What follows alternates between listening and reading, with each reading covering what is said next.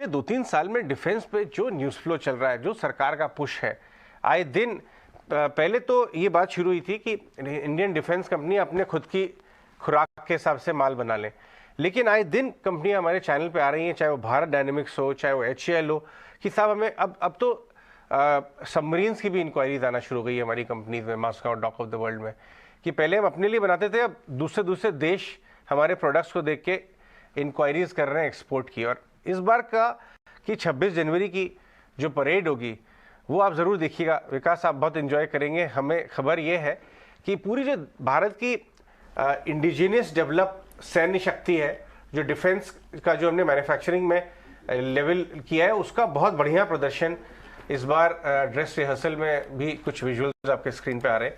लेकिन गणतंत्र दिवस की परेड में बहुत ज़बरदस्त डिफेंस का वो दिखाया जाएगा। आपने कोई डिफेंस स्टॉक्स ऐड किए हैं लेटली या पोजीशन बढ़ाई है?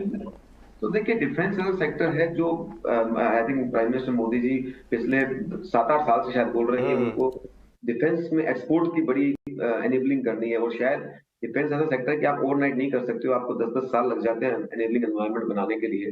तो जो एक पिछले 7-8 सालों में एनेबलिंग एनवायरनमेंट बनाया गया है, उसका कुछ हद तक फायदा हमें अभी मिल रहा है। दूसरा, जो बाई फोर्स गवर्नमेंट ने ये कहा कि इतनी आइटम आप इंपोर्ट कर ही नहीं सकते हो, तो जब आप कर ही नहीं सकते हो तो आपको कैपेबिलिटी बनाना पड़ेगा।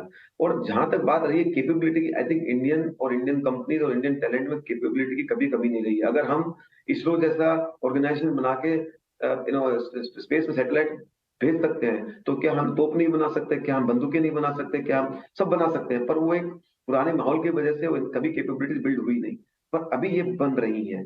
तो अगर जिस तरह का हम पैसा बाहर भेजते हैं डिफेंस के ऊपर, उसका आधा भी प्रोक्योरमेंट अगर हम देश में कर लें, तो यहाँ पे बहुत बड़ी बड़ी कंपनियां बनेंगी। और जो मोदी जी का विजन है कि आने वाले समय में इंडिया को ग्लोबल क्लाउड रहना है पॉलिटिकली ऑल्सो, उसके लिए डिफेंस इक्विपमेंट सप्लाई करना बहुत बड़ी ये होती है। तो आप देखेंगे हम लोग कुछ कंट्रीज में स्ट्रेटेजिकली वेपन सप्लाई भी कर रहे हैं। तो आप खाली भारत की रिक्वायरमेंट नहीं, आप अभी एक्सपोर्ट की रिक्वायरमेंट में जा रहे हैं। तो जैसे आप देखेंगे हिस्टोरिकली लॉकहीड मार्टिन जैसी कंपनी यूएस में क्रिएट हुई, वो हुई इसी वजह से कि जब सरकार के साथ स्ट्रेटेजिक टाई अप करके आपने